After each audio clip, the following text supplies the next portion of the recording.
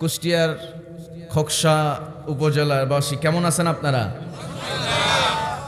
ও মুহাম্মদ শোনো, তুমি যখন জন্মগ্রহণ করেছো মাত্র একদিনের সন্তান, আমি দেখলাম, আমি তোমার জন্ম হওয়ার কথা শুনে আমি দ্রুত বাড়িতে আসলাম। সন্ধ্যা হয়ে গেছে, আকাশে চাঁদ উঠেছি, আমি দ্রুত বাড়িতে আসলাম। আসার পরে আমি আমার মেষের পালগুলো, উঠের পালগুলো আমি জায়গা মতো রেখে আমি তোমাকে দেখার জন্য দৌড়ে দৌড়ে আসতেছি।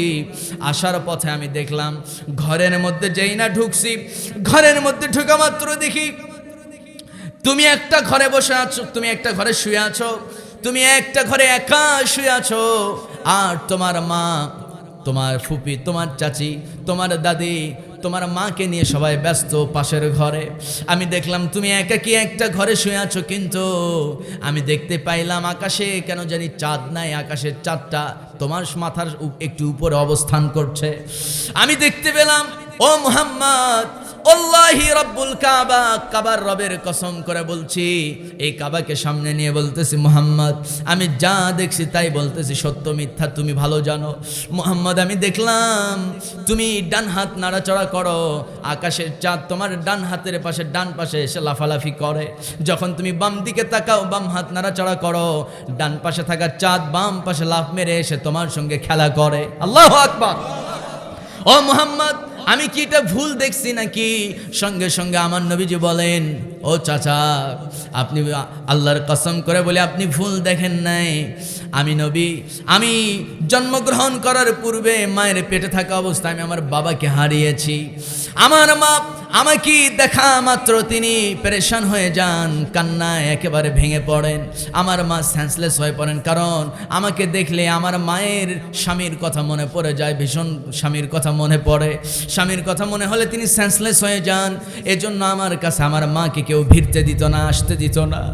আমার বন্ধুগণ, আমার নবী বলছেন, চাচা, আমার ফুফি, আমার চাচি, আমার দাদিরা আমার মাকে নিয়ে ব্যস্ত, আমাকে দেখার কেউ ছিল না, আমার সঙ্গে খেলা করার কেউ ছিল না। এই জন্য সাময়িক সময়ের জন্য আল্লাহ তাআলা আমাকে সান্ত্বনা দেওয়ার জন্য আকাশের চাঁদকে আমার জন্য খেলনা বানিয়েছিলেন। আউযু বিল্লাহি মিনাশ শাইতানির রাজিম। বিসমিল্লাহির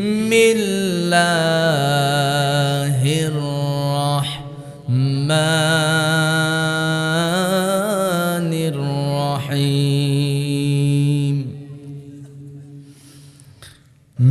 মা কানা আলান নাবিয়্যি মিন হারাজিন ফীমা ফারাদাল্লাহ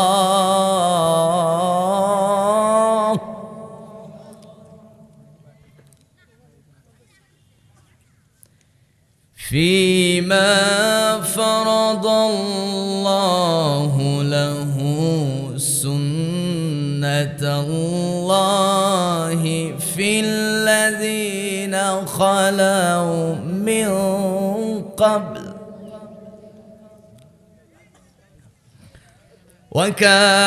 وكان أمر الله قدرا مقدورا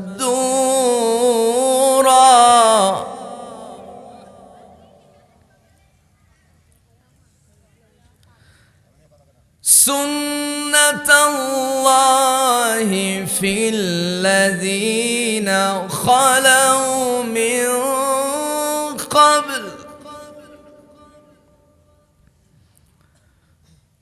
وكان أمر الله قدرا مقدورا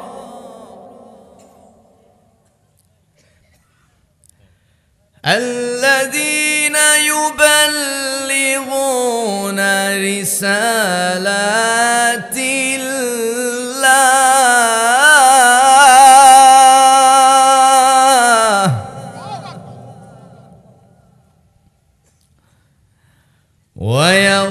ويخشونه ولا يخشون أحدا إلا الله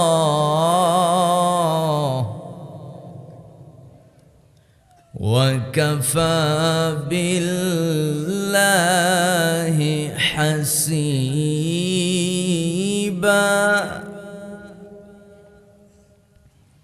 ما كان محمد أبا أحد من رجالكم ولكن رسول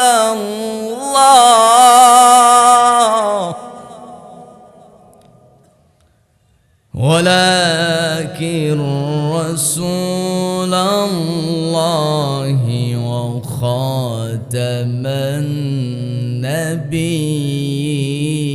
النبيين وكان الله بكل شيء عليما الله أكبر بسم الله الرحمن الرحيم মূলত আমি কোরআনুল কারীমের সূরা আহজাব থেকে 39-40 নম্বর আয়াতে কারিমা তেলাওয়াত করেছি। আয়াতগুলোকে সামনে রেখে আমি কিছু কথা আপনাদেরকে শোনাতে চাই। শেষ পর্যন্ত কি আমাকে সময় দেওয়া যাবে? সবাই কি থাকবেন? আমার বন্ধুগণ, নবীর মর্যাদা কেমন ছিল একটু শুনুন। নবীজির পূর্বে লক্ষাধিক নবী আল্লাহ রাব্বুল আলামিন পৃথিবীতে পাঠিয়েছেন, কিন্তু প্রত্যেকটা নবী দুনিয়াতে আসছে ঠিক, কিন্তু তারা এসেছেন এক একটা গোত্র, এক একটা এলাকা, এক একটা দেশ, এক একটা জেলা উপজেলা, মানে গোটা বিশ্বের জন্য তাদেরকে পাঠানো হয় নাই। প্রত্যেকটা নবীকে আল্লাহ পাঠিয়েছেন তার এলাকার সহজাতি ভাইদেরকে দাওয়াত দেওয়ার জন্য, নিজের এলাকার মানুষদেরকে আল্লাহর পথে ডাকার জন্য। মহান রব্বুল আলামিন হযরত নূহ আলাইহিস সালামকে পাঠিয়েছেন তার এলাকার মানুষদেরকে শুধু দাওয়াত দেওয়ার জন্য। গোটা জগৎবাসীর জন্য নূহ নবীকে আল্লাহ পাঠান নাই। আমার বন্ধুগণ, আল্লাহ রাব্বুল আলামিন নবীজির সম্মান নিয়ে কোরআনুল কারীমের ভিতরে কত সুন্দর চমৎকার করে আল্লাহ তাআলা পৃথিবীর মানুষকে জানিয়েছেন। আল্লাহ রাব্বুল আলামিন বলেন, লাকাদ আরসালনা নূহান ইলা কওমিহি ফাকালা ইয়া কওমি আবুদুল্লাহা মা লাকুম মিন ইলাহিন গায়রুহু ইন্নী আখাফু আলাইকুম আযাবা ইয়াউমিন আযীম। জোরে বলুন আল্লাহু আকবার। কোরআনুল কারীমের 7 নম্বর সূরার নাম সূরা আরাফ, 59 নম্বর আয়াত আল্লাহ রাব্বুল আলামিন বলেন, আমি আমার পয়গম্বর নূহ নবীকে পাঠিয়েছি শুধুমাত্র তার এলাকার কয়েকজন মানুষকে দাওয়াত দেওয়ার জন্য, গোটা দেশের জন্য বা গোটা পৃথিবীর জন্য তাকে আল্লাহ তাআলা নবুয়ত দেন নাই। নূহ নবীকে আল্লাহ তাআলা তার এলাকার মানুষদেরকে শুধু দাওয়াত দেওয়ার জন্য পাঠিয়েছেন। তিনি কি দাওয়াত দিয়েছেন তাও আল্লাহ বলছেন। হযরত নূহ আলাইহিস সালাম আল্লাহর নির্দেশে তার কওমের লোকদেরকে 950 বছর একটি কথাই শুধু বলেছেন, ক্বালা ইয়া কওমি আবুদুল্লাহা মা লাকুম মিন ইলাহিন গায়রুহু। ও আমার স্বজাতি, ও আমার কওম, আল্লাহর পক্ষ থেকে তোমাদের জন্য মেসেজ এসে গেছে। তোমরা কেবলমাত্র কওমি আবুদুল্লাহ আইন মানবে একজনের, তিনি কে? সবাইকে বলতে হবে। যার ঈমান নাই বলার দরকার নাই, যার ঈমান আছে আওয়াজ করে বলেন, ক্বালা ইয়া কওমি আবুদুল্লাহ আইন মানতে হবে কার? হাত দিলেন নাকি? কমে গেল কেন?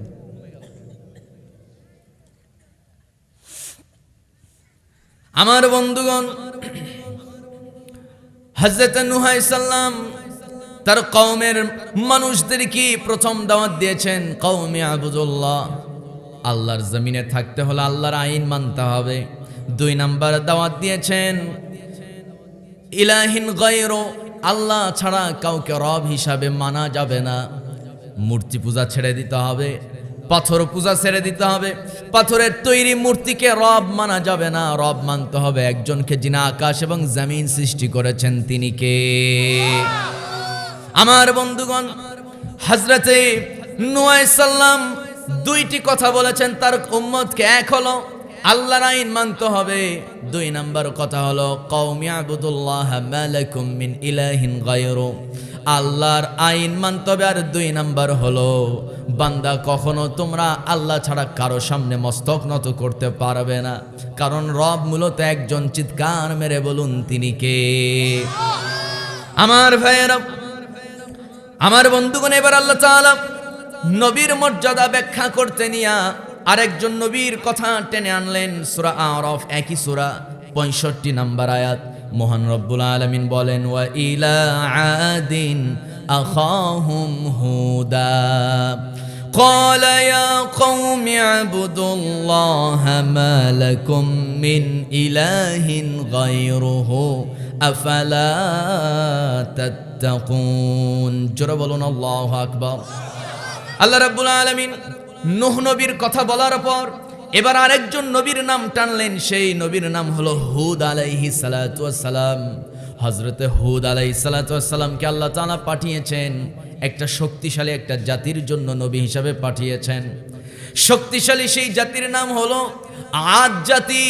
আমার বন্ধুগণ, মধ্যপ্রাচ্যের রাষ্ট্রগুলো যদি কেউ সফর করে থাকেন, আপনারা জানেন সে আদ জাতি পাথরের পাহাড় কেটে কেটে তারা তাদের বাড়ি নির্মাণ করেছে। সেই দৃশ্যগুলো এখনো পর্যন্ত সেখানে আছে। আমি ওমানে গিয়েছি, এরপরে কুয়েতে গেলাম।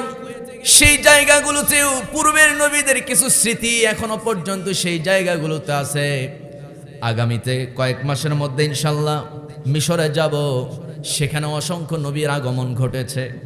আর সবচাইতে বেশি নবীজির আগমন ঘটেছে সেই দেশটার নাম হলো ইসরায়েল। কি দেশ বলেন? বনি ইসরায়েল নামে একটা সূরা আছে না নাই? সবাই বলেন আছে না নাই? আমার ভাইয়ের, আমার বন্ধুগণ, একটা জাতি তার নাম হলো আদ জাতি। শক্তিশালী সেই জাতির জন্য আল্লাহ রাব্বুল আলামিন একজন নবী পাঠালেন, তার নাম হলো হুদ আলাইহিস সালাম। হুদ আলাইহিস সালাম তিনিও তার কওমকে একই কথা বললেন। কি বললেন? ইয়া কওমি আবুদুল্লাহ মা লাকুম মিন ইলাহিন গায়রু। জোরে বলুন আল্লাহু আকবার। ও আমার জাতির ভাইয়েরা, আল্লাহর নির্দেশ এসে গেছে। জমিনে আল্লাহর, আকাশের নিচে আল্লাহর জমিনের উপরে থাকতে হলে কওমি আবুদুল্লাহ, আইন মানতে হবে কার? আসতে কবেন না, আওয়াজ যদি দেন অনেক সুন্দর হবে, একটু জোরে কোন, আইন মানতে হবে কার? আমার বন্ধুগণ, মা লাকুম মিন ইলাহিন গায়রু, আল্লাহর আইন মানতে হবে। আর আল্লাহ ছাড়া কাউকে রব হিসাবে গ্রহণ করা যাবে না। আল্লাহ ছাড়া কারো সামনে মাথা নত করা যাবে নাকি? আসতে কয় যাবে? আমার ভাইয়েরা, আমার বন্ধুগণ, হুদ নবী চলে গেল, নূহ আলাইহিস সালাম চলে গেল। এবার আল্লাহ রাব্বুল আলামিন মাদিয়ান একটা রাষ্ট্র আছে, সেই মাদিয়ানবাসীর জন্য মহান রব্বুল আলামিন একজন নবী পাঠালেন। সেই নবীর কথা আল্লাহ বলছেন একই সূরা, সূরার নাম সূরা আরাফ, আয়াত নাম্বার 85। আল্লাহ বলেন, ওয়া ইলা মাদিয়ানা আখাহুম শুআইবা قال يا قوم اعبدوا الله ما لكم من إله غيره। জোরে বলুন আল্লাহু আকবার। মাদিয়ানবাসীর জন্য একজন নবী আসলো, পাঠালেন কে? আসতে কবেন না কে? সেই আল্লাহ বলছেন, ও মাদিয়ানের নবী হযরতে শুআইব, শোনো, তুমি তোমার অধিবাসীদেরকে বলো তারা যেন আল্লাহর আইন মানে, আল্লাহ ছাড়া কাউকে যেন সিজদা না দেয়, রব হিসাবে গ্রহণ না করে। হযরত শুআইব আলাইহিস সালাম মাদিয়ানবাসীকে একই কথা বললেন, কিন্তু অন্যান্য নবীদের উপরে নামাজ, রোজা, হজ, যাকাত, পর্দা, এই সব কিছু বিধান আসলেও মাদিয়ানবাসীর জন্য আল্লাহ তাআলা এইসব কোনো বিধান দেন নাই। শুধুমাত্র আল্লাহ বলছে জমিনে থাকতে হলে আল্লাহর আইন মানতে হবে, জমিনে থাকতে হলে আল্লাহ ছাড়া কাউকে সিজদা দেওয়া যাবে না। আর তোমাদের দায়িত্ব কি শুনে রাখো, قد جاءتكم بينة من ربكم فأوفوا الكيل والميزان ولا تبخسوا الناس أشياءهم ولا تفسدوا في الأرض بعد إصلاحها জোরে বলুন আল্লাহু আকবার। মাদিয়ানবাসীর জন্য শুআয়ব নবীকে আল্লাহ তাআলা বললেন, তাদের জন্য আমি একটা উটনি পাঠালাম। এই উটনির কাজ হলো, এই উটনিকে যে যত সেবা যত্ন করতে পারবে, এই উটনিকে যে যত সেবা করতে পারবে, যে যত তার যত্ন নিতে পারবে, তাকে খাওয়াতে পারবে, আল্লাহ তাকে তত বড় জান্নাত দিবেন। জোরে কোন সুবহানাল্লাহ। কেউ যদি এক বেলা তারে খাওয়ায় 1 বছরের গুনাহ মাফ, এক বেলা যদি তারে কেউ খাওয়ায় আল্লাহ তাআলা তার জন্য জান্নাতে একটা বৃক্ষ দান করবেন। জোরে কোন সুবহানাল্লাহ। আমার বন্ধুগণ, সেই মাদিয়ানবাসী, আমার ভাইয়েরা, ওই মাদিয়ানবাসী হযরতে শুআয়ব আলাইহিস সালামের কথা রাখলেন না, আল্লাহর কথা অমান্য করে ফেললো। তারা সেই উটনিকে পর্যন্ত জবাই করে ফেললো, হত্যা করে ফেললো। ওই উটনির গোশত তারা রান্না করে পর্যন্ত খেয়ে ফেললো। আমার বন্ধুগণ, আল্লাহর হুকুম তারা অমান্য করে ফেলছে। আল্লাহ কি তাদেরকে ছাড় দিয়েছেন নাকি বলেন? আস্তে করে ছাড় দিয়েছে? আমার ভাইয়েরা, আমার বন্ধুগণ, হযরতে শুআয়ব আলাইহিস সালাম তাহলে শুধু মাদিয়ানবাসীর জন্য নবী হিসাবে এসেছেন। আরেকজন পয়গম্বরের কথা বলবো, তার নাম হলো মূসা। মূসা নবী সবচাইতে রাগী একজন নবী ছিলেন। কি নবী ছিলেন বলেন? সবচাইতে রাগী নবী ছিলেন, রাগ, প্রচন্ড রাগ। সুবহানাল্লাহ কোন। এক থাপ্পড় মারছে, কিপ্তি মরে শেষ। আল্লাহু আকবার কবেন না? এত আস্তে, সবাই ঝিমাই গেছেন মনে হয় এত তাড়াতাড়ি। একটু জোরে কোন আল্লাহু আকবার। কয় থাপ্পড় মারছে? এক থাপ্পড় মারছে, দুনিয়া থেকে বিদায় নিয়েছে। আমার বন্ধুগণ, হযরতে মূসা আলাইহিস সালাতু ওয়াস সালাম আল্লাহর পছন্দের একজন নবী ছিলেন। কিন্তু পছন্দের নবী শুধু না, তিনি ছিলেন মূসা কালিমুল্লাহ। কার সঙ্গে কথা বলতেন? আস্তে কবেন না, কার? আল্লাহর সঙ্গে কথা বলতেন। কেমন কথা বলতেন একটু না বললেই না, একটু মেসাল দিয়েই ফেলি। হযরত মূসা আলাইহিস সালাতু ওয়াস সালাম তিনি কোন এক গভীর রাতে গুরুত্বপূর্ণ একটা অভিযানে বের হয়েছেন। কয়েকজন প্রহরীর সাথে নিয়া রওনা করতে নিয়া একটানা 2 দিন 2 রাত পার হয়ে গেছে। শরীরটা ভীষণ ক্লান্ত হয়ে গেছে। ঘোড়ার পিঠে কখনো উঁচু পাহাড়, কখনো আবার সমতল ভূমি, প্রচন্ড ক্লান্ত হয়ে গেছে। ঘোড়ার পিঠে ঝিমানি আসে। শরীর যখন ভীষণ ক্লান্ত হয়ে যায়, ড্রাইভার গাড়ি চালাইতে নিয়ে ঝিমায়। আসে না নাই কন? আমার ভাইয়েরা, একটা গবেষণায় দেখা গেছে অধিকাংশ মানুষ অ্যাক্সিডেন্ট করে মূলত তার বিশ্রাম না হওয়ার কারণে, ঘুমের কারণে। আমার ভাইয়েরা, আমার বন্ধুগণ, মূসা আলাইহিস সালাতু ওয়াস সালাম সেই যুগের বাহন ছিল ঘোড়া। ঘোড়ার পিঠে করে রওনা হয়েছেন। ঘোড়ার পিঠে 2 দিন 2 রাত পার হয়ে গেল। মূসা নবী ক্লান্ত হয়ে গেছে। এক পর্যায়ে দেখা গেল হযরতে মূসা আলাইহিস সালাম ঘোড়ার পিঠেই ঝিমাচ্ছেন, যাইতে পারেন না। এক পর্যায়ে বিরক্ত হয়ে আল্লাহকে বললেন, আল্লাহ, এটা কি সিস্টেম হলো? আমি গুরুত্বপূর্ণ একটা অভিযানে যাচ্ছি, সময় আছে আর 1 দিন 1 রাত, আমাকে গন্তব্যে পৌঁছাতে হবে। কিন্তু কথা হলো, এত ঘুম ধরে কেন? ঘুম ঝিমানির কারণে তো আমি গন্তব্যে পৌঁছতে পারবো না। তবে আল্লাহ, তোমার কাছে আমার একটা প্রশ্ন। ওগো মালিক, 2 দিন 2 রাত টানা সফরে আছি, যার জন্য শরীরটা ক্লান্ত। কিন্তু আপনার কাছে আমার প্রশ্ন হলো, ও আল্লাহ, আপনি যে গোটা পৃথিবী পরিচালনা করেন, আপনার কি কোনো ক্লান্তি নাই? আপনার কি কোনো ঘুম নাই নাকি? জোরে কোন সুবহানাল্লাহ। আমার বন্ধুগণ, হযরতে মূসা নবীর প্রশ্নের জবাবে মহান রব্বুল আলামিন বলছেন, মূসা, জবাব দেব, তবে শর্ত হলো ঘোড়ার পিঠ থেকে নামতে হবে। ঘোড়ার পিঠ থেকে নেমে তোমার শ্বশুরের দেওয়া শুআয়ব নবী ছিলেন, আমার নবী হযরত কি বলে মূসা নবীর শ্বশুরের নাম হলো শুআয়ব। কি নাম কন? শুআয়ব আলাইহিস সালাম।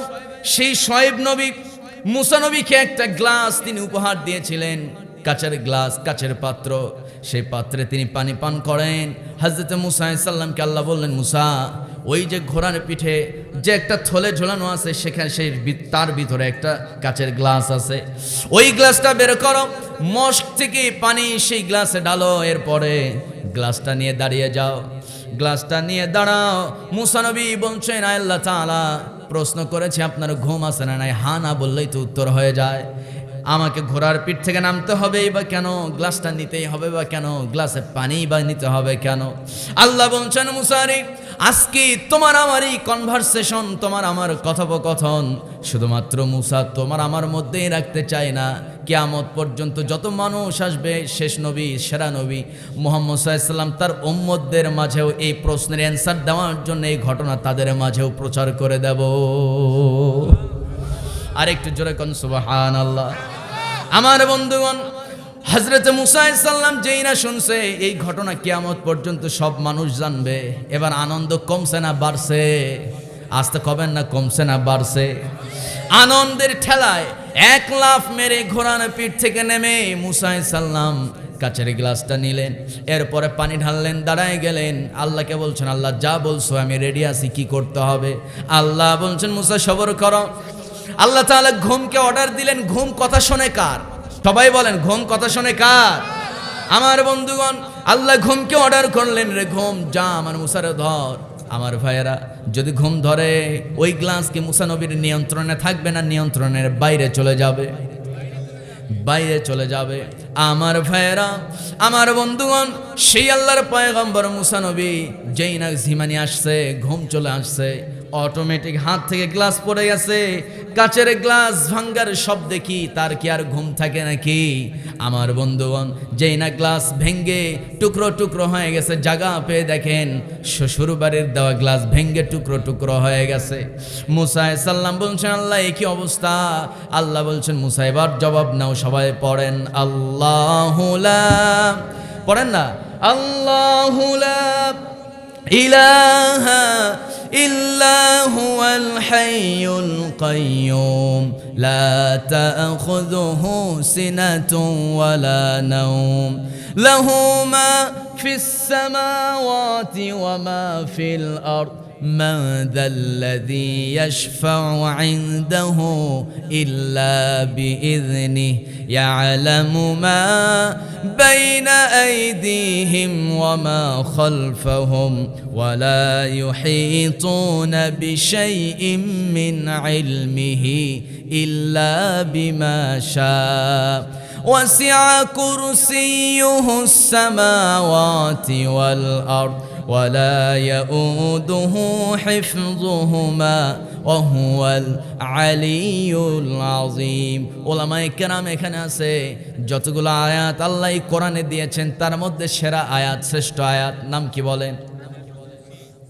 কোন কোন আয়াতটার নাম কি? আয়াতুল কুরসি। এই আয়াতের ভিতরে, শ্রেষ্ঠতম এই আয়াতের ভিতরে মহান রব্বুল আলামিন জানাচ্ছেন লা তাখুযুহু সিনাতুন ওয়ালা নাওম। মুসা জেনে রাখো, তোমার রব তো এমন একজন মহান সৃষ্টিকর্তা, মহান কারিগর, তার তো কোনো ঘুম নাই, ঝিমানি নাই, তন্দ্রাও নাই। জোরে কোন সুবহানাল্লাহ। আর একটু জোরে কোন সুবহানাল্লাহ। ঘুম মানুষের জন্য সৃষ্টি করছে কে? আস্তে কবে না, কে বানিয়েছেন? আমার ভাইয়েরা, আল্লাহ নিজেই বলছেন ওয়াজআলনা নাওমাকুম সুবাতা وجعلنا الليل لباسا وجعلنا النهار معاشا। জোরে বলুন আল্লাহু আকবার। আল্লাহ রাব্বুল আলামিন বলছেন বান্দারে, এই ঘুম আমি তোমাদের জন্য শান্তির বাহন বানিয়ে দিলাম। সারাটা দিন বান্দা তুমি সূর্যের আলোতে পরিশ্রম করবে, তোমার জীবিকা তুমি অন্বেষণ করবে, অনুসন্ধান করবে, সারাদিন কাজে কর্মে ব্যস্ত। এই সুস্থ শরীরটা সারাদিন কাজ করতে করতে যখন ক্লান্ত হয়ে যাবে, ওই শরীরটাকে স্বস্তি দেবার জন্য রাতকে করে দিলাম আধার, অন্ধকার। অন্ধকার রাতে তোমার ঘুমটা অতি স্বস্তিদায়ক হবে। রাতের বেলা ঘুমাবে বান্দা, 12 ঘন্টা কাজের সব কিছু ক্লান্তি আমি আল্লাহ দূর করে দেব। আরেকটু জোরে কোন সুবহানাল্লাহ। আমার বন্ধুগণ, আমার ভাইয়েরা, আল্লাহ রাব্বুল আলামিন সেই মুসা নবীকে পাঠিয়েছেন শুধুমাত্র একটা গোত্রের জন্য, সেই মিশরের জন্য, মিশরের নবী হিসাবে পাঠিয়েছেন। আল্লাহ রাব্বুল আলামিন আরেকজন নবীর কথা বলছেন, ওয়া ইয ক্বালা ঈসা ইবনু মারইয়াম ইয়া বানি ইসরাঈলা ইন্নী রাসূলুল্লাহ। জোরে বলুন আল্লাহু আকবার। আমার ভাইয়েরা, হযরত ঈসা নবীকে আল্লাহ রাব্বুল আলামিন তাকেও একটা এলাকার জন্য নবী হিসাবে পাঠিয়েছেন।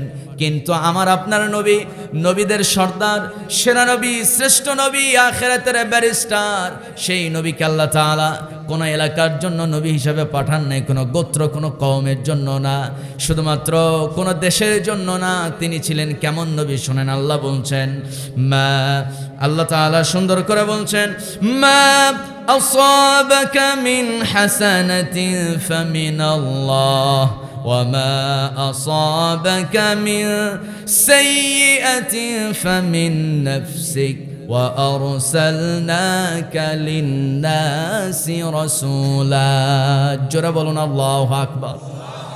আরেকটু আস্তে কোন আল্লাহু আকবার। আমার বন্ধুগণ, আল্লাহ রাব্বুল আলামিন বলছেন, দুনিয়ার মানুষ শোনো, ওয়ারসালনাকা লিন-নাসি রাসূলা। আমার ডানে বামে উলামায়ে কেরাম আছে, আল্লাহ তাআলা বলছেন আরসালনাকা লিন-নাস, সমস্ত মানব জাতি, সমস্ত ইনসানের জন্য আমার নবীকে আল্লাহ তাআলা রাসূল হিসেবে পাঠিয়েছে। চিল্লায় কোন সুবহানাল্লাহ। সম্মানিত ভাইয়েরা, সম্মানিত বন্ধুগণ, সেই নবী যিনি কিনা গোটা বিশ্বের জন্য নবী, সুবহানাল্লাহ কবেন না? সেই নবীকে নিয়ে আমি কিছু কথা আপনাদেরকে শোনাতে চাই। উঠে যাবেন? থাকবেন তো? জোরে বলি ইনশাআল্লাহ। আর একটু জোরে বলুন ইনশাআল্লাহ।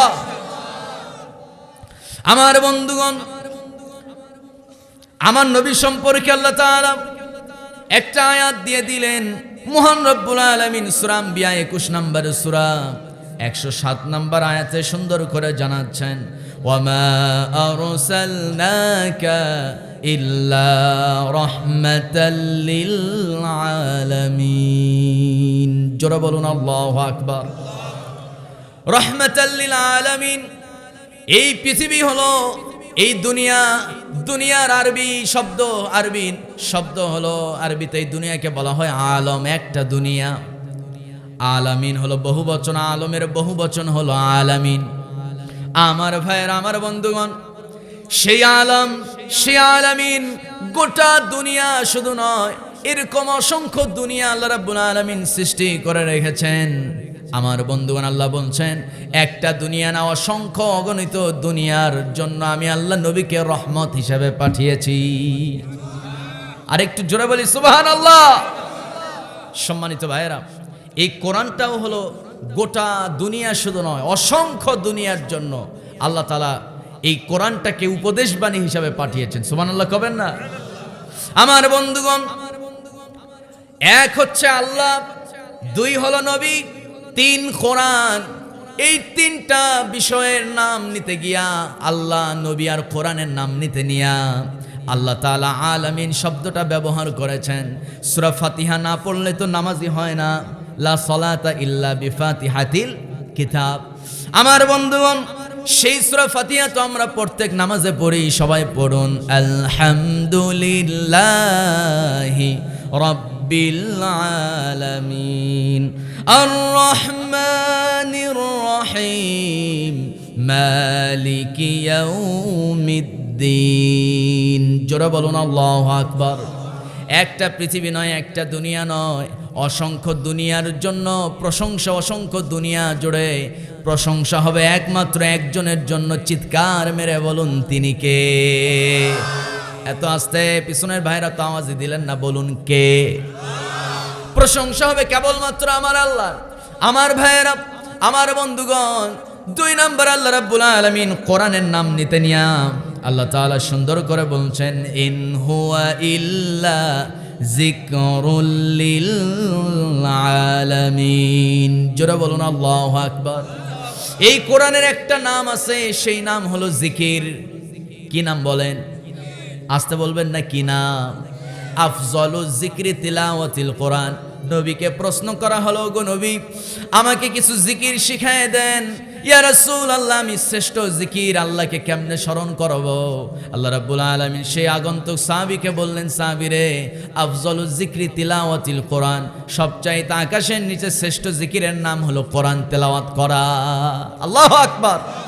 আমার বন্ধুগণ, যে কোরআন তেলাওয়াত করতে পারে না তার জন্য শ্রেষ্ঠ জিকির হলো আফজলুজ যিকরি লা ইলাহা, আস্তে কবেন না, লা ইলাহা। আমার ভাইয়েরা, আমার বন্ধুগণ, আল্লাহ রাব্বুল আলামিন বলেন বান্দারে, ইন হুয়া ইল্লা যিকরুল লিল আলামিন, এই কিতাবটা আমি গোটা দুনিয়ার জন্য শ্রেষ্ঠ উপদেশ বাণী হিসাবে পাঠিয়েছি। এবার নবীর নাম নিতে গিয়ে আল্লাহ বলেন ওয়ামা, পড়েন না, ওয়ামা আরসালনাকা ইল্লা রাহমাতাল লিল আলামিন। জোরে বলুন আল্লাহু আকবার। আমার ভাইয়েরা, আমার বন্ধুগণ, নবীকে আল্লাহ তাআলা অসংখ্য দুনিয়ার জন্য আল্লাহ রাব্বুল আলামিন রহমত হিসাবে পাঠিয়েছেন। আমার ভাইয়েরা, এই কোরআন যদি না আসতো এই মাহফিল কি হতো নাকি বলেন? আসতে কবেন না, মাহফিল কি হতো? মসজিদ থাকতো নাকি? মাদ্রাসা থাকতো নাকি? এই কোরআন আছে বিধায় আমার নবীর মর্যাদা বেড়ে গেছে। এই কোরআন যেখানে রাখবেন সেই জায়গার মর্যাদা বেড়ে যাবে। এই কোরআন যেই হাফেজ মুখস্থ করবে, আমার নবীজি বলেন ওই হাফেজ 10 জনকে সুপারিশ করার পাওয়ার আল্লাহ তাকে দান করবেন। আসতে কবেন না সুবহানাল্লাহ। কেউ হাফেজ হলো মানে সে যেন জেনে নাই, সে যেন জেনে রাখে 10 জনকে সুপারিশ করার পাওয়ার আল্লাহ তাকে দান করবেন।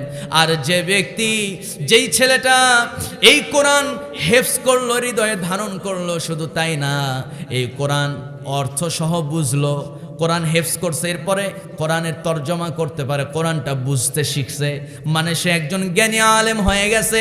আমার নবী বলেন একজন আলেম 70 জন জাহান্নামীকে সুপারিশ করে আল্লাহর জান্নাতের ভিতরে ঢুকায় দিবে। আরেকটু জোরে কোন সুবহানাল্লাহ। আমার ভাইয়ের, আমার বন্ধুগণ, আমার নবীকে আল্লাহ তাআলা এত মর্যাদা দিয়েছেন, এত সম্মান দিয়েছেন। বলুন তো, আবার প্রশ্ন করে, নবীর জীবনে কি কোনো মিথ্যা ছিল নাকি? কোনো ধোঁকাবাজি ছিল নাকি বলেন? একদিন নবীজি বিজনেসের জন্য চলে গেছে সিরিয়া থেকে ফেরার পথে নবীর সঙ্গী নবীকে বলছেন, ও মুহাম্মদ শোনো, ওই যে উঁচু পাহাড়টা দেখতেছো, ওই পাহাড়ের চূড়ায়, ওই কি বলে, ওই পাহাড়ের পাদদেশে আমার বাড়ি, সেখানে আমার স্ত্রী আছে, আমার মা আছে, আমার 2 সন্তান আছে। ও মুহাম্মদ, এখান থেকে তো মক্কা আরো মোটামুটি অনেক দূর। মুহাম্মদ শোনো, আমি একটু এখানে কি বলে, তুমি একটু এখানে বিশ্রাম নাও, সূর্য ডোবার আগে আমি তোমার কাছে ফিরে আসব। ওই লোকটা সঙ্গে সঙ্গে নবীকে রেখে দৌড় দিলেন, তার গন্তব্যে রওনা করলেন। পাহাড় দেখা যায় কিন্তু পাহাড়ের দূরত্ব অনেক বেশি। কাঞ্চনজঙ্ঘা যারা দেখেছেন, মোটামুটি বাংলাদেশ থেকে অনেক পাহাড় আপনারা দেখেছেন, চট্টগ্রাম, এরপরে পঞ্চগড় যাবেন, পাহাড় দেখতে পারবেন। কাঞ্চনজঙ্ঘা ভারতের ভিতরে আছে, বাংলাদেশ থেকে দেখা যায়, কিন্তু যাইতে কত সময় লেগে যাবে। সেই সাহাবী চলে গেছে, দৌড় মারলেন, তার মা, তার স্ত্রী, তার সন্তানকে দেখার জন্য সময় নিলেন। সূর্য অস্ত যাওয়ার আগে, সূর্য ডোবার আগে চলে আসবে। সূর্য তো ডুবছে, পরের দিন সূর্য আবার উঠলো, আবার ডুবলো, আবার উঠলো, আবার ডুবলো। কয়বার ডুবলো? 2 বার। আমার ভাইয়েরা, এরপরও লোকটা আসে না। আমার নবীজি একই জায়গায় থাকলেন, ওই লোকটা নবীর কথা টোটালি ভুলে গেছে, ভাবছে মুহাম্মদ আমার জন্য অপেক্ষা করতে করতে ওখান থেকে চলে গেছে। এক পর্যায়ে লোকটা তার মেষ চড়ানোর জন্য আবার এই এলাকা দিয়ে যখন তার কি বলে বকরি, এরপরে মেষের পাল নিয়ে যখন যাচ্ছে, হঠাৎ করে দেখে মুহাম্মদ একটা বৃক্ষের নিচে, একটা খেজুর বৃক্ষের নিচে বসে আছে, জীর্ণ শীর্ণ হয়ে। আমার বন্ধুগণ, ওই লোকটা চিন্তা করলো এখানেই তো মুহাম্মদকে রেখে গেছি, এখন আছে নাকি? কাছে গিয়ে দেখে, আল্লাহর কসম, আমার বন্ধুগণ, আমার নবীজি ওই জায়গায় আছে। 2 দিন 2 রাত পার হয়ে গেছে, আমার নবীজি ওই জায়গাতেই বসে আছে। যেরকম সুবহানাল্লাহ। কি ওয়াদা তিনি পালন করতেন! আল্লাহু আকবার। আরেকটু আস্তে কই, আল্লাহু আকবার। আমার বন্ধুগণ, নবী কি রহম দিলেন মানুষ ছিলেন। আমার নবীর সম্মান, আমার নবীর মর্যাদা বলতে গেলে আমার ভাইয়েরা কয়টা বলবো বলেন? নবীজি এত সম্মানী। আমার ভাইয়েরা, নবীকে আল্লাহ তাআলা আরশ আজিমের মেহমান বানিয়েছেন। আমার নবী যখন দেখলেন তার আপন, তাকে যে সবচেয়ে বেশি শেল্টার দিয়েছে তার নাম হলো চাচা আবু তালেব। এত বেশি নবীকে শেল্টার দিয়েছে। আমার ভাইয়েরা, কাফেররা নবীকে মারার ষড়যন্ত্র করলো, আবু তালেব বারবার গিয়ে আটকায়। আমার ভাইয়েরা, আমার বন্ধুগণ, সেই আবু তালেব মৃত্যু শয্যায় দুনিয়া থেকে বিদায় নেবে না হারে। আমার নবীজি চাচার জন্য বড় পাগল পাড়া চলে গেছে চাচাকে দেখার জন্য। চাচাকে দেখতে গেছে, মুমূর্ষ অবস্থা, কথা ঠিকমতো বলতে পারতেছে না। চাচার বুকে হাত রেখে বলছেন, ও চাচা একটু তাকায় দেখেন, আমি মুহাম্মদ আপনার পাশে আছি। আমার বন্ধুগণ, চাচা তার হাতটা আগায় দিলেন, নবীর হাতটা শক্ত করে ধরলেন, বললেন, মুহাম্মদ বলো কেন আসছো? আমার নবী বলেন, ও চাচা শেষ মুহূর্তে আমি আপনাকে নাজাত দেওয়ার জন্য আসছি, জান্নাতের রাস্তায় নিতে আসছি। ও চাচা একটা বার শুধু আপনি কালেমাটা পড়ে নেন, কিছু লাগবে না, আপনাকে জান্নাতে নেওয়ার জন্য সর্বোচ্চ রিস্ক আমি নেব। আমার বন্ধুগণ, আমার ভাইয়েরা, সেদিন তার চাচা তো কথাই শুনলো না, মুস্কি মুস্কি হাসে, মুমূর্ষ অবস্থা বলে, মুহাম্মদ আমি জানি তুমি সত্য নবী, আমি জানি আল্লাহ সত্য, আমি জানি মুহাম্মদ তুমি সত্যি আল্লাহর পয়গম্বর, কিন্তু মুহাম্মদ আমি যদি তোমাকে মেনে নেই, মৃত্যুর পর আমাকে নিয়ে মানুষরা হাসি তামাশা করবে রে মুহাম্মদ। ও মুহাম্মদ দয়া করে আমাকে ইসলাম গ্রহণের জন্য তাগিদ দিও না রে বেটা, আমি সত্যিই জানি তুমি আল্লাহর নবী বিধায় আমি আমার ছেলে জাফর বিন আবু তালেব, আলী বিন আবু তালেব, আমার দুইটা সন্তানকে তোমার হাতে ছেড়ে দিলাম। এই দুইটা সন্তানকে তুমি ডানে বামে তোমার পাশে পাবে রে মুহাম্মদ, কিন্তু আমাকে ইসলাম গ্রহণের জন্য প্রেশার ক্রিয়েট করো না। আমার নবী বলেন, আমার নবী বলছেন, ও চাচা কেউ শুনবে না, শুধু আমার কানে বলেন, শুধু আমাকে সাক্ষী রেখে বলেন। তাও বলে নাই। আমার ভাইয়ের, আমার বন্ধুগণ, চাচা মারা যাচ্ছে, এমন মুহূর্তে নবীজি বললেন, ও চাচা আমি যে আল্লাহর রসুল, আমি মুহাম্মদ যে আল্লাহর নবী, এটা স্বীকৃতি দিতে হবে না, শুধু বলেন লা ইলাহা ইল্লাল্লাহ, আল্লাহ ছাড়া আর কোনো মাবুদ নেই, এতটুকু শুধু বলেন, আমি আপনাকে জান্নাতে নেওয়ার জন্য সেদিন আল্লাহর সামনে দাঁড়ায় যাব। আমার বন্ধুগণ, এরপরেও চাচা আবু তালেব নবীর কথা মানেন নাই। এক পর্যায়ে নবীর সামনে ওই চাচা আবু তালেব দুনিয়া থেকে বিদায় নিল। নবীর মনটা দারুণ ভারাক্রান্ত হয়ে গেল। মাস তিনেক যাওয়ার পরপরই দেখা গেল নবীর প্রিয়তমা স্ত্রী, যে স্ত্রী নবীর জন্য সবচেয়ে বেশি সাহায্য সহযোগিতা করেছেন, আমার নবীর সবচেয়ে উপকারে এসেছিলেন আমার ভাইয়ের আম্মা জান খাদিজা রাদিয়াল্লাহু তাআলা আনহা। আমি নিজে এই গত 2 মাস আগে যখন মক্কা মদিনা সফর করলাম, এই কোরআন যেই পাহাড়ে নাজিল হয়েছে ওই পাহাড়ের নাম হলো জাবালে নূর। ওই পাহাড়ে উঠলাম, মোটামুটি 1.5 ঘন্টা সময় লেগে গেল। কিছু দূর উঠতে না উঠতে ক্লান্ত হয়ে যায়, একেবারে শরীরটা নিস্তেজ হয়ে যায়, নিঃশ্বাস পর্যন্ত নিতে পারছিলাম না। উঠলাম, কষ্ট করে ওঠার পর দেখি বারবার মনে হয়, মন ভিতর থেকে কেন জানি গমড়ে উঠি, কেন জানি ভিতর থেকে কান্না বের হয়, চোখ দিয়ে অটোমেটিক যারাই চড়ে তাদের চোখেই পানি টলমল করে। সবার একটাই চিন্তা, হারে মক্কা কাবা শরীফ থেকে, নবীর বাড়ি থেকে এই জাবালে নূর প্রায় 6 কিলোমিটার রাস্তা কষ্ট করে আম্মা জান খাদিজা হেঁটে হেঁটে আসতো। সেই 6 কিলোমিটার হেঁটে এসে উঁচু নিচু রাস্তা, পাহাড়ি রাস্তা হেঁটে হেঁটে কষ্ট করে এসে আবার 2200 মিটার উচ্চতা বিশিষ্ট জাবালে নূর পাহাড়ে উঠতো। দিনে 2 বার উঠতো, 2 বার নামতো।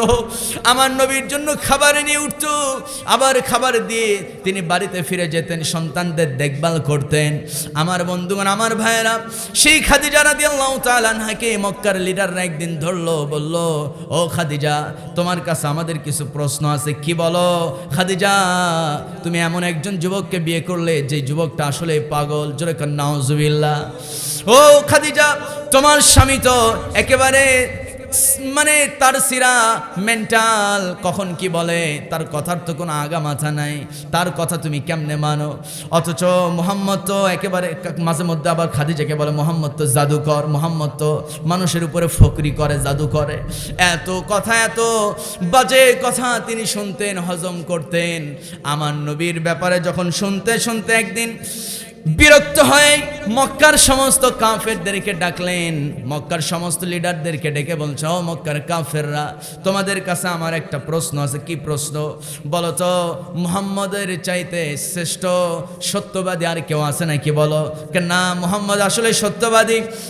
তার চেয়ে সত্যবাদী আমরা আমাদের চোখে কোনোদিন কাউকে দেখি নাই।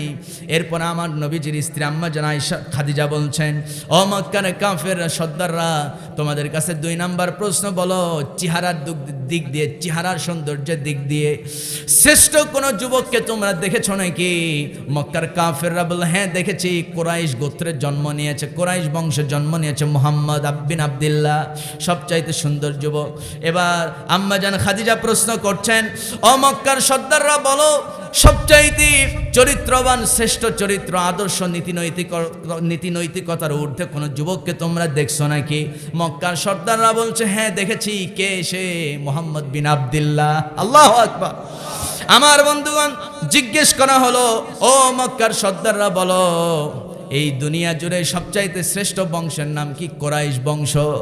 এবার প্রশ্ন করা হলো, ও মক্কার সর্দাররা বলো, সবচাইতে শ্রেষ্ঠত্বের দিক দিয়ে, সবচাইতে চেহারার সৌন্দর্যের দিক দিয়ে, এরপরে আদর্শের দিক দিয়ে, সত্যবাদিতার দিক দিয়ে, সব দিক দিয়ে যদি আমার স্বামী মুহাম্মদ যদি এগিয়ে থাকে, তাহলে তার সমস্যাটা কোথায়?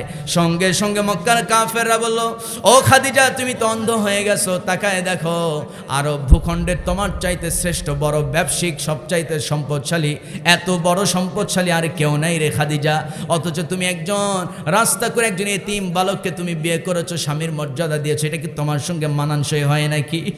আমার বন্ধুগণ, আমার ভাইয়েরা, সেদিন খাদিজা রাদিয়াল্লাহু তাআলা আনহা আসমানের দিকে তাকায় চোখের পানি ফেলতে ফেলতে বলছেন, মক্কার সর্দাররা, আজকে তোমাদের সবাইকে বলে দিচ্ছি, যেহেতু তোমরা নিজে মুখে স্বীকার করেছো আমি সবচাইতে বড় সম্পদশালী, আমি আমার রবকে সাক্ষী রেখে বলছি, আমার সমস্ত সম্পদ আমি আমার স্বামীর নামে লিখে দিলাম। আর একটু জোরে কোন আল্লাহু আকবার।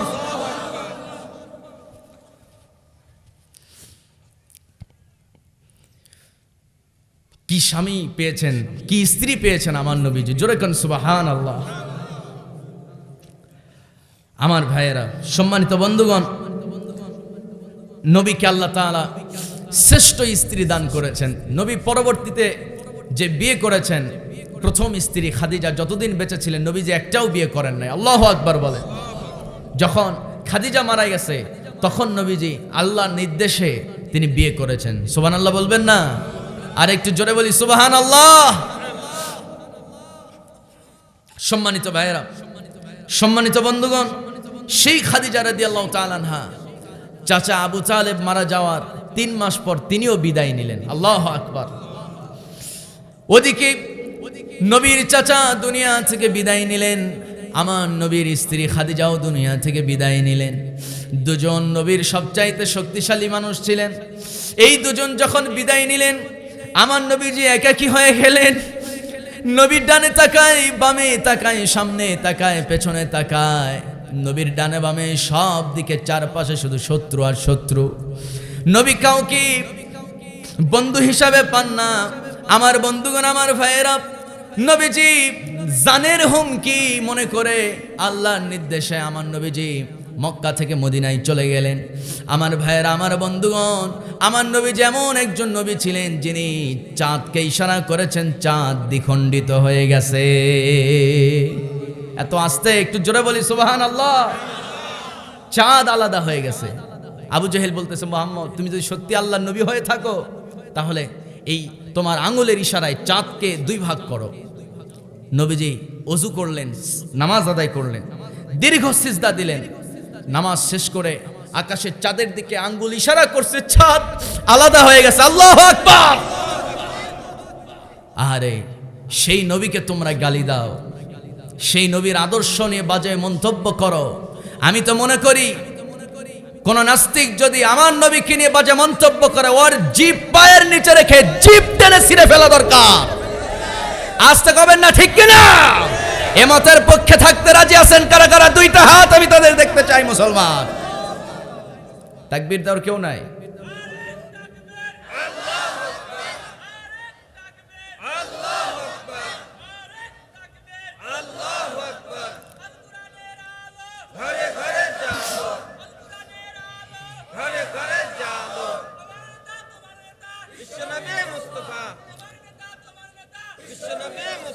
আমার নেতা তোমার নেতা,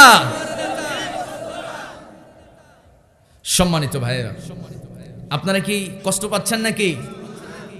আলোচনা চালাবো। শেষে কি বিরিয়ানি আছে নাকি? পোলাও নাই? কুষ্টিয়াতে তো থাকে মনে হয়। সম্মানিত ভাইয়েরা, নবী আমার ছিলেন শ্রেষ্ঠ নবী, তার উপরে আর কোনো মানুষ হয় না।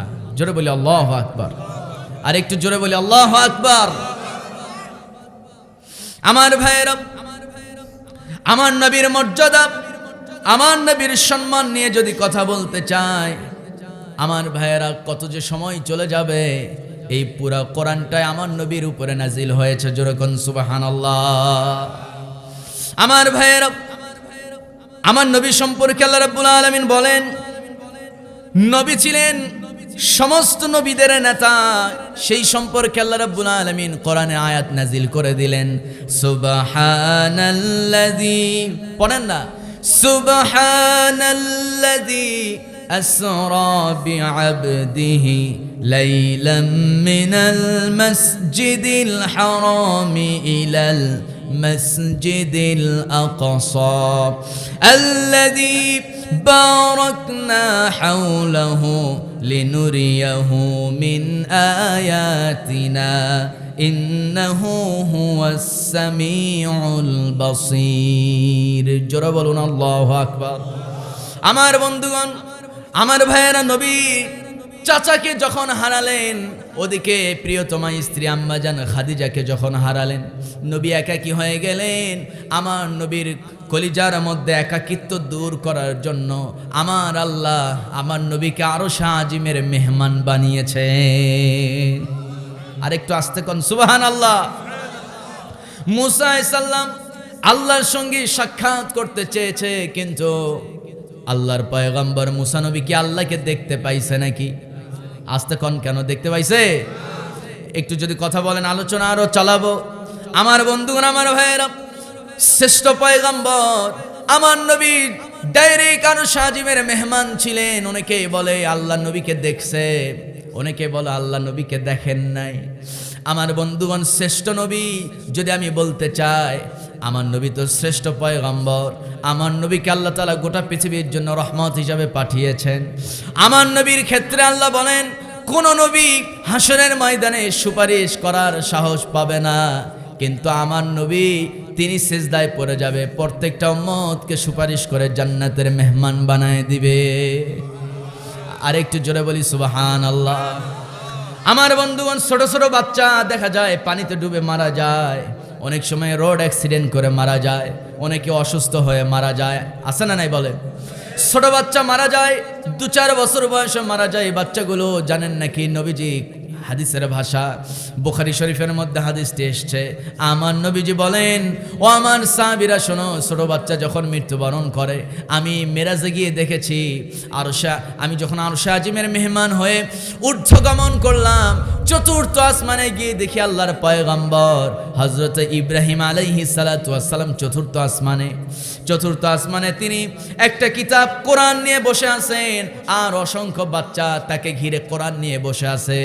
জিবরাইল সাল্লামকে জিজ্ঞেস করলাম, এই বৃদ্ধ মানুষটাকে আর এই ছোট ছোট বাচ্চাগুলোকে? সেদিন জিবরাইল সাল্লাম আমাকে বলেছিল, ওই বৃদ্ধ মানুষটা হলো পয়গম্বর ইব্রাহিম আলাইহিস সালাতু ওয়াস সালাম, আর এই ছোট ছোট বাচ্চাগুলো হলো দুনিয়াতে যারা অল্প বয়সে, যারা নিষ্পাপ মাসুম বাচ্চাগুলো যারা দুনিয়া থেকে বিদায় নেয়, আল্লাহ তাআলা তাদের রূহগুলোকে চতুর্থ আসমানে এসে আল্লাহ রাব্বুল আলামিন হযরত ইব্রাহিম নবীর ছাত্র বানায় দেন। জোরে কোন সুবহানাল্লাহ। আমার বন্ধুগণ, এই বাচ্চাগুলো চতুর্থ আসমানে গিয়ে তারা ইব্রাহিম নবীর কাছে কোরআন শেখে, তারা ইব্রাহিম আলাইহিস সালামের কাছে কোরআন শিখে, কোরআনটাকে হৃদয়ে ধারণ করে। আল্লাহু আকবার। আমার বন্ধুগণ, আমার ভাইয়েরা, আমার নবীজি আসমানে সপ্ত আকাশ জুড়ে কোথায় কি আছে সব তিনি নিজের চোখে দেখে আসছেন। আমার নবীর ওই যে মনের মধ্যে একাকিত্ব অনুভব দূর করার জন্য আল্লাহ রাব্বুল আলামিন 1 মাসের রাস্তা, 30 দিন 30 রাত, 1 মাসের রাস্তা আল্লাহ রাব্বুল আলামিন মক্কা থেকে একেবারে সেই ইসরায়েল ফিলিস্তিন পর্যন্ত সফর করিয়েছেন। শুধু তাই নয়, প্যালেস্তাইনে সেখানে মসজিদে আকসার কথা কোরআনে আসছে, ওই মসজিদে আকসায় আমার নবীজি ইমাম ছিলেন, আর সমস্ত নবীরা আমার নবীর মুসল্লি ছিল, জোরে কোন সুবহানাল্লাহ। নবী ইমাম, আর সব নবীর আমার নবীর মুসল্লি। আল্লাহু আকবার। আমার ভাইয়েরা, আল্লাহ কি মর্যাদা নবীকে দিয়েছেন। নবীজি আরশ আজিমে গমন করলেন। তার প্রথম আসমানে যখন নবীজি গমন করলেন, দেখেন একজন বৃদ্ধ মানুষ বসে আছে। জিজ্ঞেস করলেন, ও জিব্রাইল, এই লোকটাকে? বলা হলো, ইনি হলো আদম নবী। কিন্তু তিনি ডানে তাকান, খুশি হয়ে যান, বামে তাকান, মনটা খারাপ হয়ে যায়। কারণটা কি? সঙ্গে সঙ্গে জিব্রাইল সাল্লাম বলছেন, ওনার ডান পাশে হলো আইল্লিন, বাম পাশে হলো, ওনার ডান পাশে হলো সিজ্জিন, বাম পাশে আইল্লিন। আল্লাহু আকবার।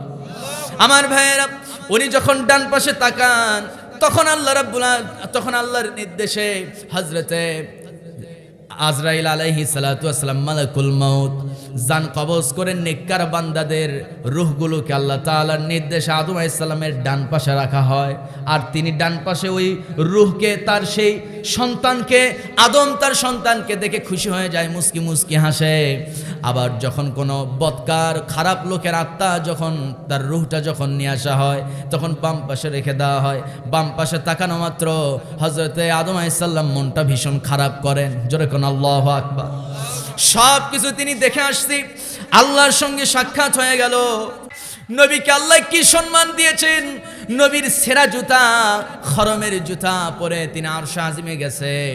আল্লাহ তাআলা আরশ আজিমে যখন ওঠে, সিঁড়িগুলো বেয়ে বেয়ে যখন উঠতেছে, আমার নবীজি দেখেন এরকম সিঁড়ি তো আমি কোনোদিন দেখি নাই রে সাহাবীরা। আমি চিন্তা করলাম মনে হয় বেয়াদবি হয়ে যাবে, জুতাগুলো খুলতে শুরু করলাম। জুতা খুলে রেখে দিয়েছি, জুতাগুলো রাখছি, এবার সিঁড়িতে কেবল পা রাখছি খালি পায়ে। সঙ্গে সঙ্গে আল্লাহ তাআলা জিব্রাইলের মাধ্যমে আমাকে জানায় দিলেন, ওগো আমার হাবিব, দয়া করে আপনার জুতা খুলবেন না। আপনার জুতার তলার ময়লাগুলো আরশ আজিমে যদি লেগে যায়, আমার আরশ ধন্য হয়ে যাবে। আরো চিৎকার মেরে বলে আল্লাহু আকবার। আমার ভাইয়েরা, আমার বন্ধুগণ, সেই নবীকে আল্লাহ কি মর্যাদা দিয়েছেন। আমরা নামাজ পড়ি, 5 ওয়াক্ত নামাজে ইকামত আছে না নাই? কন ঘুমাচ্ছেন নাকি? বলেন ইকামত আছে না নাই? আজান আছে না নাই? আজান যখন হয় আমার নবীর নাম আছে না? আজানের মধ্যে আমার নবীর নাম। ইকামত দিবেন, নবীর নাম না নিলে ইকামত হবে না। আজান দিবেন, নবীর নাম না নিলে আজান হবে না। আমার ভাইরা, নামাজ পড়বেন, ওখানেও নবীর নাম। নামাজে যখন আপনি বসবেন, আত্তাহিয়াতুতে যখন বসছেন, তাশাহুদ পড়বেন, ওর মধ্যেও আসসালামু আলাইকা ইয়া আইয়ুহান নবী। এখানেও আমার নবীকে আমি আপনি সালাম দিতেছি। আমার বন্ধুগণ, নবীর প্রতি দরুদ না পড়লে নামাজ হবে না। নবীকে আল্লাহ কি সম্মান দিয়েছেন দেখেন। আমার ভাইয়ের, আমার বন্ধুগণ, আমার নবীজি একদিন তায়েফে গেলেন। তায়েফ, সেই তায়েফবাসীকে কোরআনের দাওয়াত দিলেন। তায়েফবাসী আমার নবীজির দাওয়াত তো গ্রহণ করলোই না। নবীকে তারা পাথর মেরে রক্তাক্ত করে ফেললো। আমার নবীজি রক্তাক্ত অবস্থায় একটা আঙুরের বাগানে তিনি শেল্টার নিলেন। সেই আঙুরের বাগানটা আমি ভ্রমণ করে আসছি, নিজে চোখে গিয়ে দেখে আসছি সেই আঙুরের বাগান। আমার বন্ধুগণ, ওই জায়গাটা এখনো আছে, কিন্তু আঙুরের বাগান নাই। কিন্তু ওই আঙুরের বাগানের একজন কেয়ারটেকার ছিল। ওই আঙুরের বাগানটা সে দেখভাল করত। আমার নবীজি আঙুরের বাগানে কোনো মতো আশ্রয় নিলেন। আশ্রয় নেওয়ার পর আমার নবীজি ভীষণ রক্তাক্ত, চেহারা রক্তে লাল বর্ণ হয়ে গেছে। নবীজি চাঁদনি আকাশের নিচে মাগরিবা আজান হয়ে গেছে, আকাশে চাঁদ উঠে গেছে। আমার বন্ধুগণ, কিন্তু ওই আঙুরের বাগানের কেয়ারটেকার হঠাৎ করে তার ছোট্ট একটা ঝুপড়ির মধ্যে একটা ঘর আছে, ওই ঘর থেকে বের হলেন। আমার বন্ধুগণ, আমাদের দেশে পুকুর আছে না নাই বলেন? পুকুরে দেখবেন, পুকুরে মাছ চাষ করে, ওই পুকুরে ছোট্ট একটা ছাউনি, একটা ছোট্ট ঘর থাকে। নাইট গার্ড সেখানে রাত্রবেলা পাহারা দেয়, মাছ দেখে। আমার বন্ধুগণ, ওই আঙুরের বাগান দেখশন করার জন্য একটা ঘর ছিল। ওই ঘরের মধ্যে হযরতে আব্বাস রাদিয়াল্লাহু তাআলা আনহু সেখানে থাকতেন। ঘর থেকে বের হলেন, দেখেন আঙুরের বাগানের মাঝখানে কেন জানি আলোকিত হয়ে গেছে। আল্লাহু আকবার। চিন্তা করলেন আঙুরের বাগানে কে এমন করে লাইট জ্বালায় আলোকিত হয়ে গেছে। কাছে গেলেন, গিয়ে দেখেন আসলে কোনো আলো এখানে নাই, কোনো প্রদীপ নাই। এখানে কোনো এখানে কোনো প্রদীপ নাই, কোনো আলোর ব্যবস্থা নাই। কিন্তু এখানে একজন মানুষ আছে, তার চেহারার নূরে আঙুরের বাগান আলোকিত হয়ে গেছে। আমার বন্ধুগণ, ওই আদ্দাস লক্ষ্য করলো, আরে এই যুবকটা আকাশের চাঁদের আলো কেন জানি তার কাছে মলিন হয়ে গেছে। চিন্তা করলেন, হায় হায়, এই লোকটা এত সুন্দর চেহারার অধিকারী, কে তাকে রক্তাক্ত করলো? মনে মনে চিন্তা করছেন, না আরে এই লোকটাকে না জানি কে জানি জুলুম করছে, দেখি তার জ্ঞানটা ফেরা যায় কিনা। করলেন কি, কাঁচা আঙুর চিপায় রস বানালেন, নবীর মুখে ধরলেন। আমার নবীজি ওই আঙুরের বাগানটা সেন্সলেস হয়ে পড়ে আছে, অজ্ঞাত অবস্থায় আঙুরের রসটা তিনি খেয়ে ফেললেন।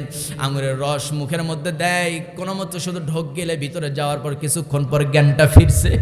আমার নবীজি জ্ঞান ফিরে চোখটা বের করে তাকায়া আদ্দাসের চোখে চোখ রেখে, ওই আঙুরের বাগানে কেয়ারটেকারের চোখে চোখ রেখে বলছে, ও যুবক, তোমাকে তো কোনোদিন দেখি নাই, কিন্তু আমি জানি তোমার নাম আদ্দাস।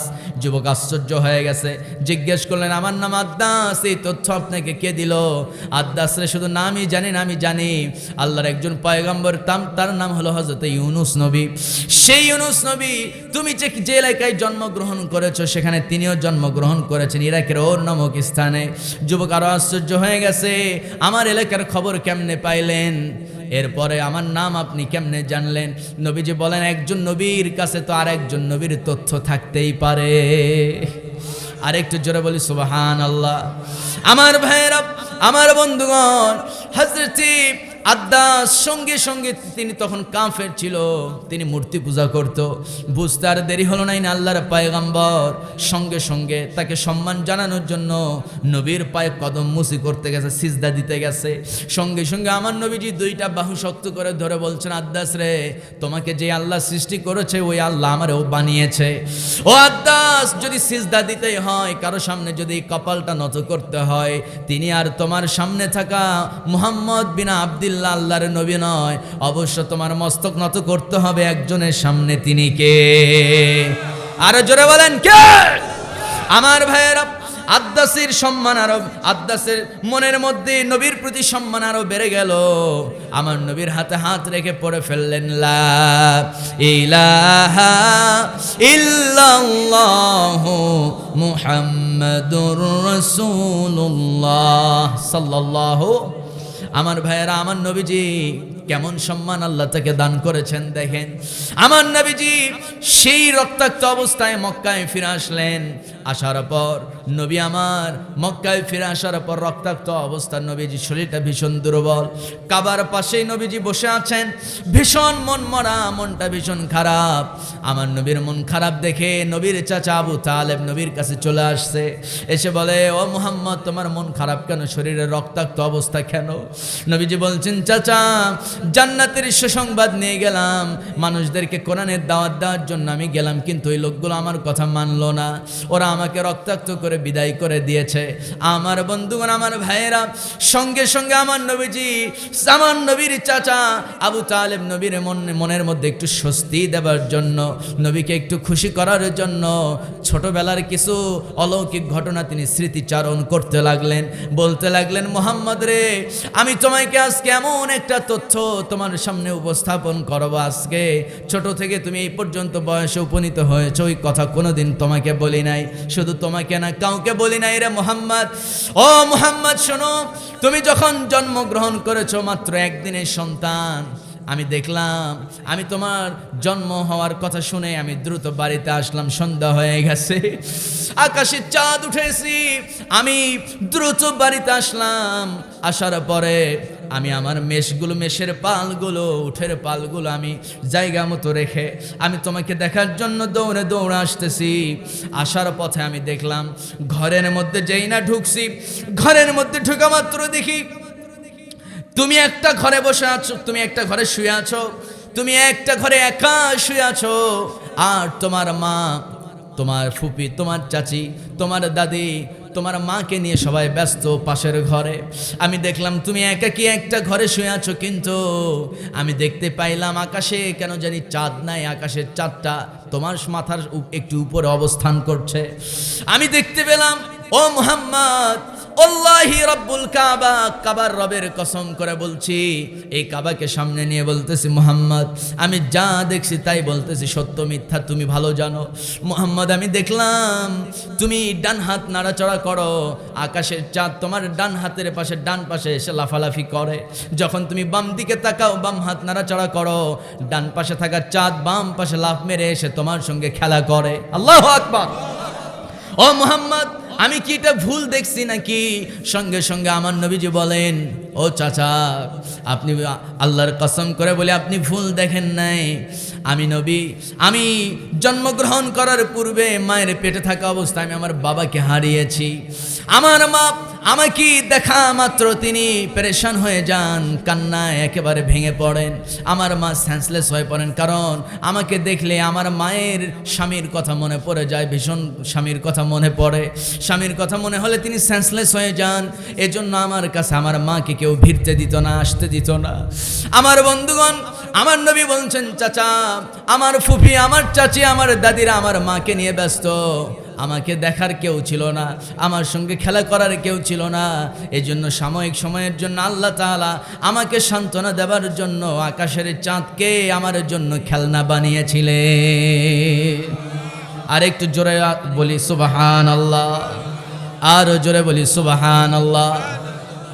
সম্মানিত ভাইয়েরা, সেই নবী, সেই রাসূলকে আল্লাহ তাআলা কি মর্যাদা দিয়েছেন। সব নবীরা হিমশিম খেয়ে যাবে হাসরের ময়দানে, সবাই পেরেশান, ইয়া নাফসি ইয়া নাফসি, কিন্তু আমার নবীর জবানে থাকবে একটা শব্দ, ইয়া উম্মতি, আল্লাহু আকবার। সেই নবীর আদর্শ আমাদের জীবনে বাস্তবায়ন করার দরকার আছে না নাই? বলেন, আসতে কবেন না, আছে না নাই?